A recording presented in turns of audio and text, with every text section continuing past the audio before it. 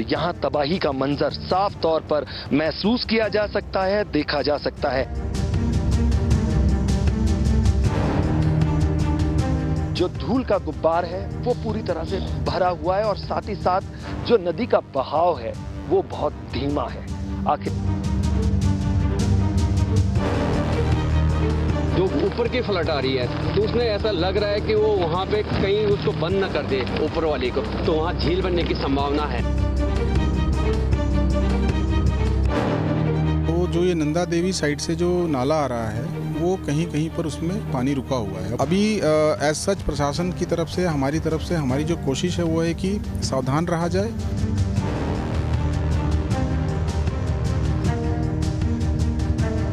हिमालय पर तबाही के लिए एक और वाटर बम तैयार है।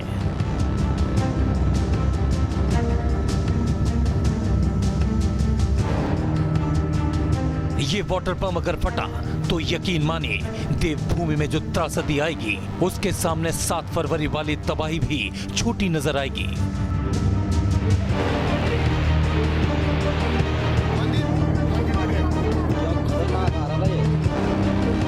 कुछ नहीं बचाएगा भाई।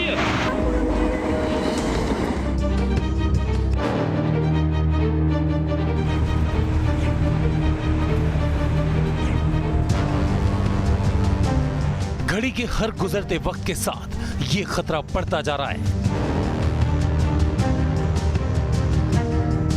हिमालय पर वाटर बम की मौजूदगी का एक एक सबूत देंगे, वो भी तस्वीरों के साथ। लेकिन पहले आप चमोली के तपोवन में टनल से आई इन तस्वीरों को देखिए।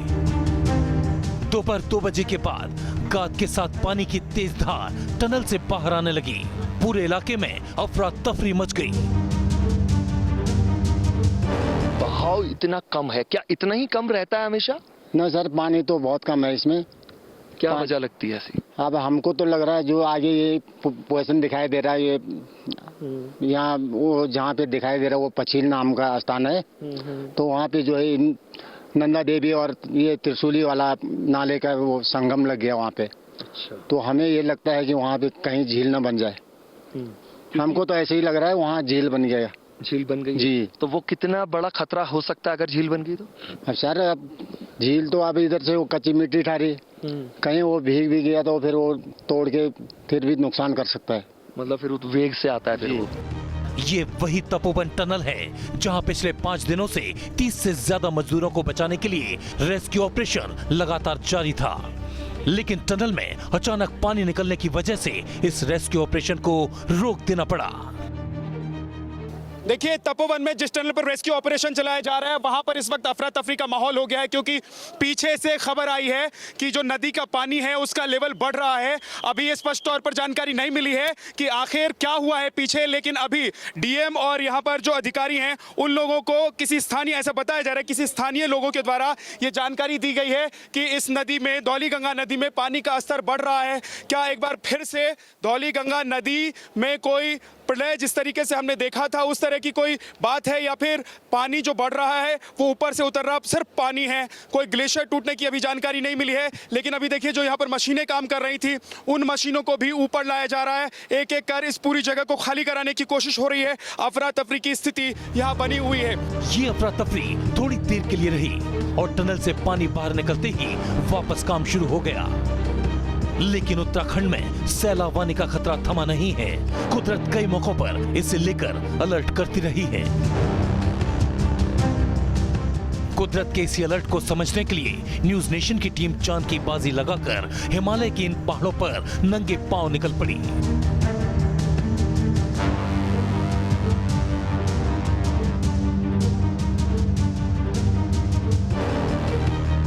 सबसे पहले जो हमने देखा वो होश उड़ाने वाला था। पहाड़ों पर धूल का गुबार और ऋषि गंगा नदी की धीमी धारा। यही वो ऋषि गंगा नदी है जिसके जरिए 7 फरवरी को ऐसा सैलाब आया था कि जान माल का ऐसा नुकसान हुआ जिसका हिसाब किताब 5 दिन बाद भी नहीं लग पाया। 5 दिन बाद अब ये नदी शांत हो चुकी है। धारा की रफ्तार बेहद धीमी है। नदी की धारा में अचानक आया ये बदलाव कहीं किसी बड़ी अनहोनी का अलर्ट तो नहीं। दुर्गम रास्तों से अपने मिशन की ओर आगे बढ़ते बढ़ते न्यूज नेशन की टीम अब उस पड़ाव पर आ पहुंची है जहां से आगे की धुंधली तस्वीर हल्की सी दिखाई देने लगी है।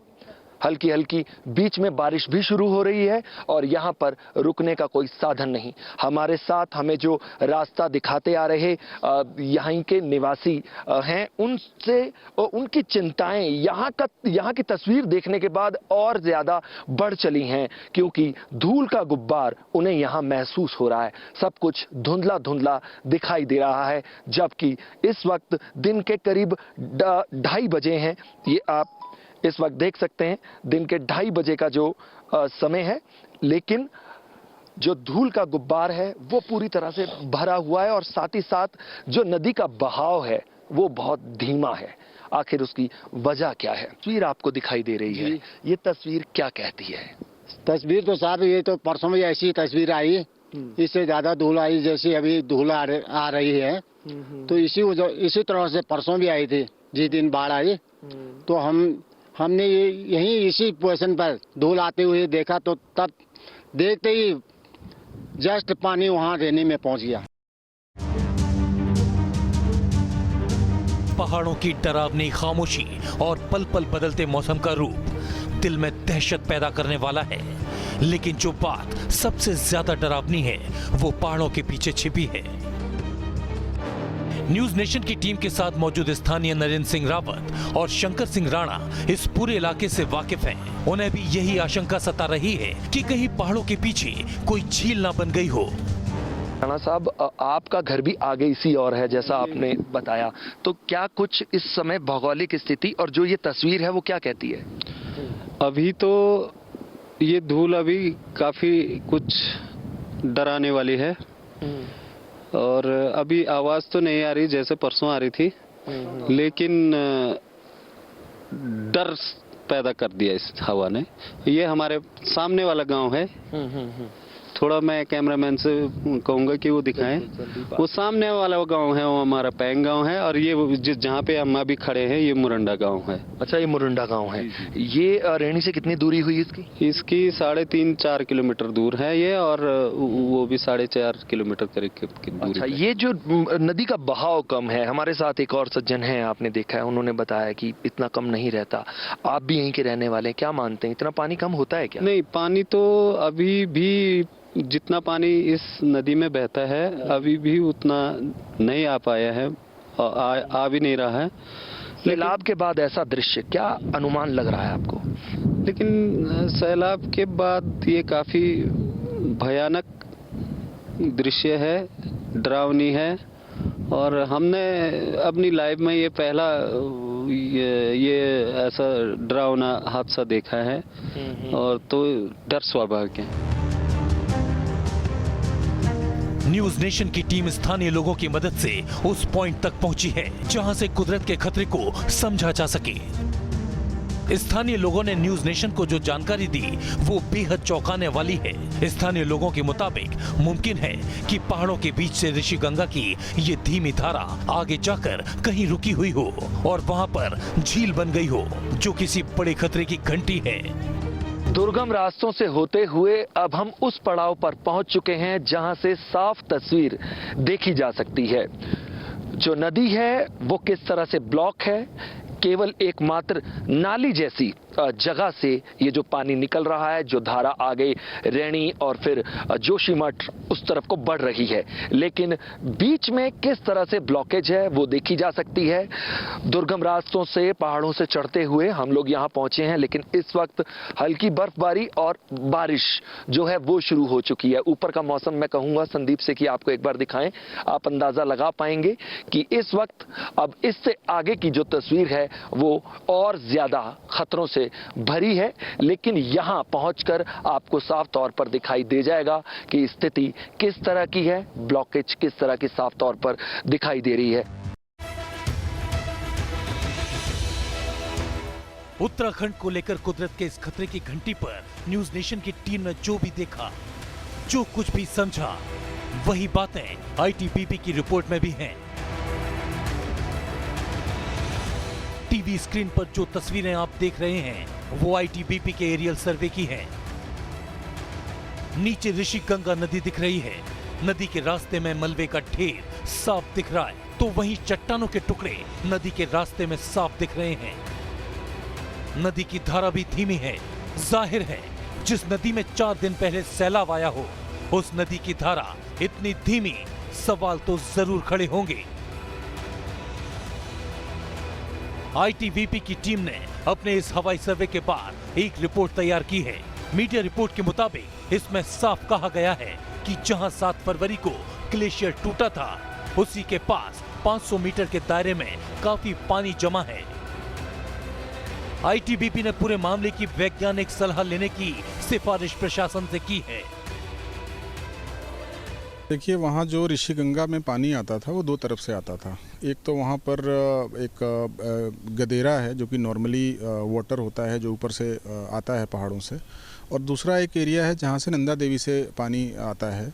तो जो ये नंदा देवी साइड से जो नाला आ रहा है वो कहीं कहीं पर उसमें पानी रुका हुआ है। अब वो कितना पानी है वो एक बार वहाँ डिटेल में जाके पता लगेगा, लेकिन काफ़ी सारे ऐसे 2-3 ऐसे पॉकेट्स हैं जहाँ थोड़ा थोड़ा पानी रुका हुआ है, और इसकी वजह से जो फ्लो है धौली गंगा और ऋषि गंगा का वो काफ़ी कम है अभी, जो यूजुअली देखा जाता है उससे। तो उसको थोड़ा सा मद्देनज़र रखते हुए कल हमारी एक टीम गई थी और उन्होंने जाकर एरियल सर्वे किया है उस पूरे इलाके का, और ये तस्वीरें दिखा रही हैं कि कई सारे पॉकेट्स हैं जहाँ ब्लू वाटर हमको दिख रहा है। जैसा कि आप बोलते हैं कि एक डैम जैसी स्थिति बन जाती है छोटी, लेकिन वो कितनी चिंता की बात है और कितना उससे थ्रेट है वो असेसमेंट के बाद पता चलेगा, बिकॉज हेलीकॉप्टर्स की जो हाइट थी वो काफ़ी ज़्यादा थी और वो जो वैली है बहुत नैरो वैली है। अभी एज सच प्रशासन की तरफ से हमारी जो कोशिश है वो है कि सावधान रहा जाए, और साथ ही साथ जो रेस्क्यू एफर्ट्स है नीचे की तरफ उसको भी स्पीड अप किया जाए, क्योंकि वो ड्रिलिंग का काम चल रहा है वहाँ पर। उसको देखते हुए हमने लुकआउट्स भी लगा रखे हैं और सभी लोगों को बता भी दिया गया है कि ऐसी स्थिति है वहाँ। आईटीबीपी यानी इंडो तिब्बत बॉर्डर पुलिस की इस सिफारिश पर इसलिए गौर करने की जरूरत है क्योंकि इसके जाबाज जवान हिंदुस्तान और चीन के सरहदी इलाकों में 7 दिन 24 घंटे मुस्तैद रहते हैं। खासकर हिमालय के उन ऊंचे ऊंचे पहाड़ी इलाकों का पूरा भूगोल इन्होंने अपने पांवों में नाप रखा है। आईटीबीपी के हवाई सर्वे वाली तस्वीर में जिस ऋषि गंगा नदी की तस्वीर आपने काफी ऊंचाई से देखी, वही ऋषि गंगा नदी आज की तारीख में नजदीक से कैसी दिखती है वो आपको दिखाते हैं।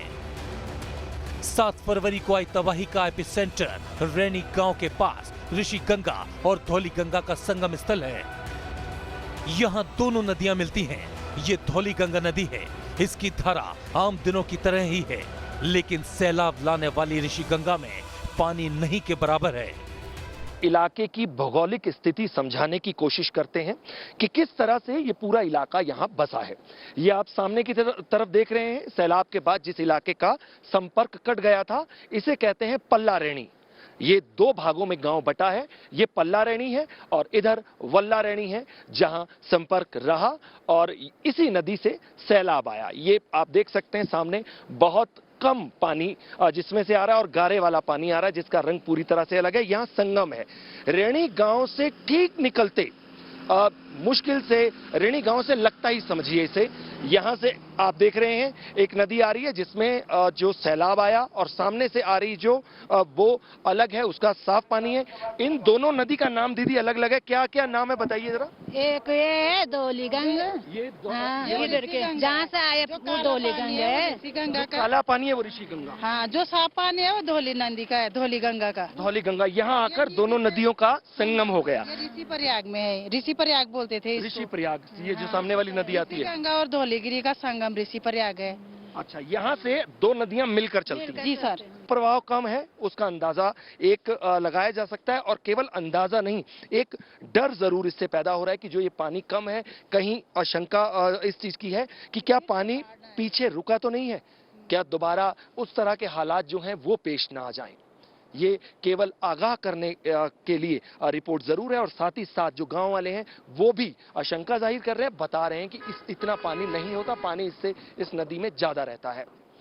वीडियो जर्नलिस्ट संदीप सिंह के साथ सूरज अरोड़ा, न्यूज नेशन, रैणी गांव।